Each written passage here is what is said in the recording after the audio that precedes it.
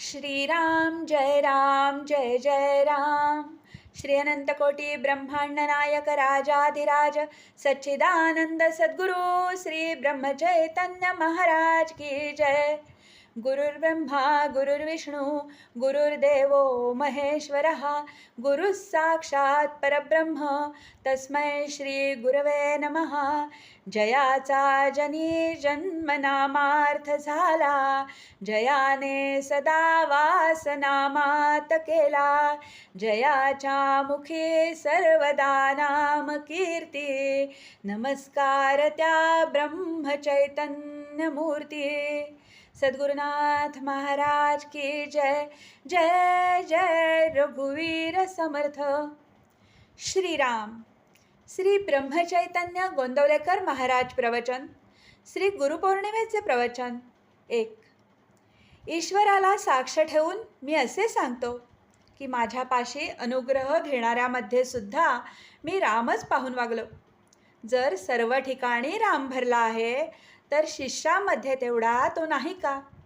तो माझ्यापेक्षा लहान आहे, हीन आहे, दीन आहे, अज्ञानी आहे, हे पूर्ण जाणून सुद्धा मी त्याला रामरूप पाहिला।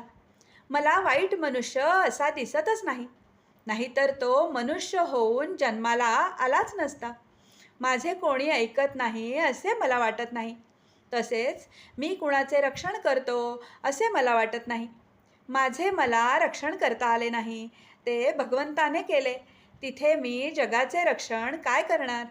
लहान मुले आणि पेन्शन घेतलेली माणसे मला आवडतात, कारण ती मोकळी असतात, त्यांना बंधन नाही। विद्वानांच्याबद्दल मला आदर आहे, पण प्रेम नाही। त्यांच्यामध्ये असणाऱ्या सरस्वतीबद्दल मला आदर आहे। श्रीमंतांच्याबद्दल मला तिटकारा आहे, कारण पैशाच्या आधारावर ते भगवंताला विसरतात। मला विद्वानापेक्षा अडाणी आवडतो आणि श्रीमंतापेक्षा गरीब आवडतो। तसेच मला शहरात राहण्यापेक्षा खेड्यात राहणे आवडते। मला काय आवडते ते मी सांगितले। हा एकेकाचा स्वभाव असतो। सगळ्या साधूंना असेच आवडेल असे काही नाही। एखाद्या मनुष्याला सांगितले की तुझा डोळा घरी ठेवून तू माझ्याकडे ये, तर तसे त्याला करता येणार नाही। त्याचप्रमाणे मला नामाशिवाय राहता येत नाही। जिथे नाम आहे तिथेच मी आहे। माझ्याकडे येऊन शिकायचे असेल तर हेच, की आपण काळजी करायची नाही, परमात्मा सर्व करतो ही भावना ठेवायला शिकावे। मुलांना आणि मुलींना माझे सांगणे असे की तुम्ही आईबापांची आज्ञा पाळावी। जे करायचे ते मनापासून करावे, प्रामाणिकपणा सोडू नये आणि भगवंताला विसरू नये। लहान रोपटे चांगले खत पाणी घालून नीट सांभाळले तर ते मोठे होऊन अनेकांना सावली आणि आश्रय देते। तसे लहानपणी चांगले वागले तर पुढे खरे मोठेपण येईल। मला भेटायला येणाऱ्या मनुष्याच्या मनात काय येते ते सर्व मला समजते, पण व्यवहाराच्या उलट चमत्काराचा प्रकार दाखवणे बरे नाही, म्हणून मी ते कधी प्रकट करीत नाही। मी तुम्हा सर्वांच्या कानाने ऐकतो। आपल्यापैकी कुणीही मनुष्य दुश्चित्त झाला की माझे मन अस्वस्थ होते आणि नंतर ही अस्वस्थता कुठून आली याचा शोध करू लागलो की दुश्चित्त माणसाचा मला पत्ता लागतो। माझ्या माणसाने उगीच काळजी करू नये। मी ज्याची हमी घेतली आहे त्याने माझ्यावर श्रद्धा ठेवावी। माझ्या स्वतःच्या अनुभवाने सांगतो की भगवंताच्या इच्छेने प्रपंच केला तर त्यामध्ये काही बिघडत नाही। मी सांगितलेले तेवढे करीन असा निश्चय करा। कशाचीही काळजी करू नका, मी तुमचा भार घेतला आहे। मी तुमच्या जवळ आहे असे मी सांगतो, त्यावेळी ती व्यक्ती नसून परमात्म स्वरूप तुमच्या जवळ आहे असा त्याचा अर्थ असतो। मी तुमच्याकरिता सर्व काही करतो आहे। तुम्हाला जे काही होईल ते तुम्ही करा, पण तळमळ करू नका। मीच तुमच्या हृदयात असून तुमच्या बुद्धीला प्रेरणा करतो असे का मानित नाही? वास्तविक जे जे काही तुम्ही करता आहात ते मीच करतो आहे। माझीच इच्छा तशी आहे असे मनी दृढ धरून वागावे। मी कधीच कुणाबद्दल निराश होत नाही। जो मनुष्य म्हणून जन्माला आला त्याचा उद्धार होणारच। श्रीराम। श्री गुरुपौर्णिमेचे प्रवचन 2. आशीर्वाद. गेले 7 दिवस चाललेला उत्सव पाहताना मला असे खरे वाटते की आता तुम्हाला सांगायचे राहिलेच नाही काही. ज्याची आपण पूजा अर्चा करतो त्याचा हेतू लक्षात घेऊनच, त्याचे म्हणणे आपल्याला पटले आहे म्हणूनच आपण त्याची पूजा अर्चा करतो. तुम्हाला सांगतो, तुमच्या आत जेवढ्या म्हणून अडचणी असतील, ज्या परिस्थितीत तुम्ही गुंतून गेला असाल, ती परिस्थिती कायम ठेवून सुद्धा तिच्यात बिघाड न करता कसे वागावे हेच मी सांगितले आणि तुम्ही ते आचरणात आणता असा माझा समज आहे बरे का.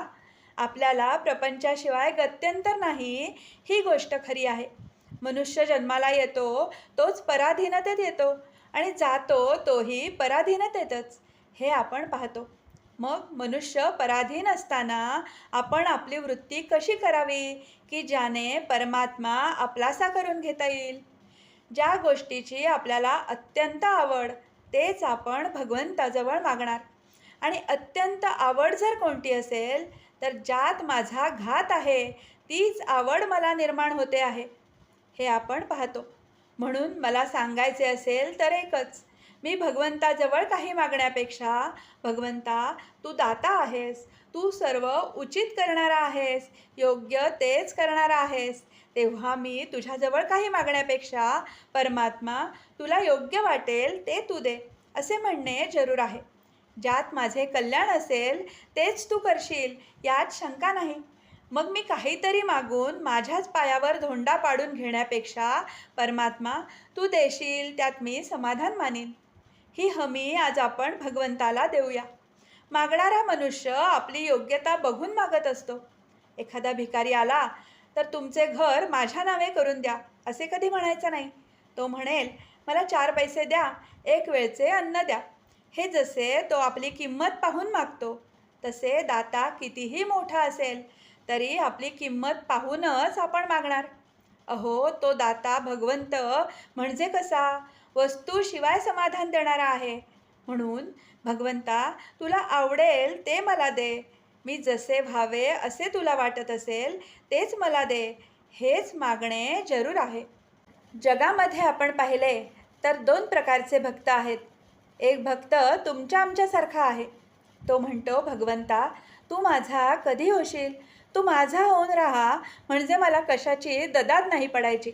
म्हणजे खोटा खटला केला तरी निकाल माझ्यासारखा लागेल म्हणतो. दुसरा भक्त आहे, तो म्हणतो, भगवंता आता माझं उरलं नाही काही, आता मी तुझाच होऊन राहीन. यातला फरक तुम्हाला कळतो आहे. तू माझा हो म्हणत असताना मी आहे तसाच कायम राहीन. जे जे मला हवं आहे ते ते तू पुरव असे म्हणतो. आणि दुसरा म्हणतो, रामा आता तुझ्याशिवाय मला काही नको, आता मी तुझाच होणार. आपले मन आपल्याला काय सांगते, आपण कोणत्या भक्तांपैकी आहो. आपण पहिल्या भक्तांपैकी असाल तर आपल्याला वर जाणे जरूर आहे. आतापर्यंत परमात्म्या मी मागितलेले तू पुरवलेस. आता माझे मागणेही थांबत नाही, तुझे देणेही थांबत नाही. मग वासनेच्या पोटीच माझा शेवट होणार असे दिसते. तर आता परमात्म्या एकच गोष्ट कर, आता मागण्याची बुद्धी मला देऊ नकोस. परमात्म्यासारखा दयाळू कोण आहे. लहान पोर आईच्या मांडीवर असताना आईने चमच्यातून काहीही आणले तरी आ करून पिते, तसे आपण भगवंताजवळ राहिले पाहिजे खास. त्या मुलाला खात्रीच असते आपल्याला मारण्यासाठी आई हे आपल्याला काहीतरी देते आहे अशी शंकासुद्धा त्याला कधी येत नाही ना. तसे मी म्हणेन, परमात्म्याने ज्या अवस्थेत आपल्याला ठेवले आहे त्या अवस्थेतच समाधान बाळगणे तुमचे आमचे खरोखर काम आहे. पण व्यवहाराची संगत तर सुटली नाही आणि भगवंत तर हवा. या अवस्थेत आपण काही करणे जरूर असेल तर व्यवहारात प्रयत्न करावा, अगदी आटोकाटीने करावा. पण फळ मात्र भगवंता तुझ्या इच्छेने काय मिळायचे ते मिळू दे असे म्हणून त्यात समाधान मानायचा अभ्यास करावा, तरच तुम्हाला साधेल, नाहीतर नाही साधणार काही. आणि हे जो करील त्याच्या मागे परमात्मा उभा राहील. मनुष्याचे जीवन अति क्षणभंगूर आहे. आपण पाहतो ना, किती मोठे मोठे होऊन गेले, रामकृष्णादी अवतार झाले, मोठे मोठे सत्पुरुष होऊन गेले. कोणत्या ना कोणत्या निमित्ताने का होईना, पण आज ते दिसेनासे झाले. एवढी गोष्ट खरी आहे. पण अशा सत्पुरुषांनी आपल्या बरोबरीचे असे काही मागे ठेवले आहे की ते त्यांच्या बरोबरीने काम करील. देहात असताना ते जे काम करीत तेवढेच काम त्यांची सत्ता करील, एवढी शक्ती त्यामध्ये आहे. ते गेले तरी त्यांची सत्ताच काम करते. त्याचप्रमाणे परमात्मा गेला तरी त्याने आपल्याला वरदान देऊन ठेवले आहे आणि ते जो जतन करील त्याला मी पावन करीन, त्याचा मी होऊन राहीन असे वचन देऊन ठेवले आहे. त्याने सांगितले, तू माझा व्हावास असे तुला वाटते आहे ना, मग तू असे कर. अति दक्षतेने प्रपंच कर. प्रयत्नाला कधी मागे पाहू नकोस. पण फळ देणारा मी आहे ही भावना ठेवून तू वाग. जी परिस्थिती येईल त्यात समाधान बिघडू देऊ नकोस. आणि मी जे औषध सांगतो ते घे. आणि ते औषध जर कोणते असेल तर ते भगवंताचे नाम आहे. त्या नामात राहण्याचा खरोखर तुम्ही अभ्यास करा. इतक्या अट्टहासाने मी सांगतो आहे आणि तुम्ही लोक नाम घेत नसाल अशी शंकासुद्धा मला कधी येत नाही. कारण तुम्ही नाम घेत नसता तर इथे येण्याची बुद्धी तुम्हाला झाली नसती. पण तुम्ही सर्वांनी असा निश्चय करा, नामाशिवाय जगणे नाही खरे. नामाशिवाय जगू नये असे मला खरोखर मनापासून वाटते. एकदा तरी भगवंताचे नाम घ्या. नाम घेत असताना एक दिवस एक नाम असे भयंकर येईल की भगवंत थरारून जाईल. आणि मी सांगतो, तुम्ही असाल तिथे तो उभा राहील खास. कुठे माझा तो आहे असे त्याला वाटेल.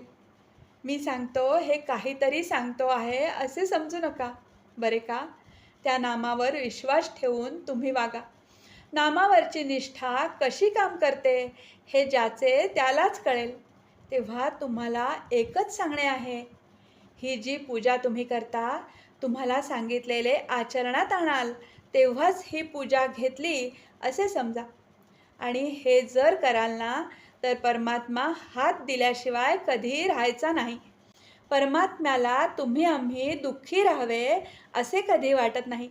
म्हणून परमात्म्याचे होण्यासाठी एकच त्याच्याजवळ मागू, तुझ्या नामात प्रेम दे, एवढेच मागू. नामाचे प्रेम ज्याला लागले त्याच्या मागे परमात्मा उभा राहिला, हे अगदी सत्य सत्य त्रिवाचा सांगतो बरे का. आणि इतके जर केलेत तर गुरुपौर्णिमा केल्याचे श्रेय तुम्हाला परमात्मा देईल. आता एकच करा, थोडे तरी नाम घेतल्याशिवाय राहू नका. त्याला मोठी क्रिया आणि विधी असतो असे काही नाही बरे का. आवडीने प्रेमाने भगवंताचे नाव घ्या. एकदा तरी त्याला कळकळीने अशी हाक मारा की भगवंताला तुम्हाला येऊन भेटावेसे वाटले पाहिजे. असे तुम्ही करा. राम तुमचे सर्वांचे कल्याण करील. सर्वांनी आपला प्रपंच उत्तम करा. प्रपंचातली कर्तव्ये विसरू नका, पण तो करीत असताना भगवंताचे स्मरण टाकू नका. आणि राम कृपा करील हा भरवसा बाळगा. सुखाने आणि आनंदात राहा, हाच माझा आशीर्वाद. श्रीराम. ब्रह्मानंदं परमसुखदं केवलं ज्ञानमूर्तिं द्वन्द्वातीतं गगनसदृशं तत्त्वमस्यादिलक्ष्यम् एकं नित्यं विमलमचलं सर्वधी साक्षिभूतं भावातीतं त्रिगुणरहितं सद्गुरुं तं नमामि. जानकी जीवनस्मरण. जय जय राम. सकलभुवनमध्ये निर्विशेषं निरीहं विधिहरिहरवेद्यं योगिभिर्ध्यानगम्यं जननमरणभीतिभ्रंशि सच्चित्स्वरूपं सकलभुवनबीजं ब्रह्मचैतन्यमीडे. सद्गुरुनाथ महाराज की जय. जय जय रघुवीर समर्थ.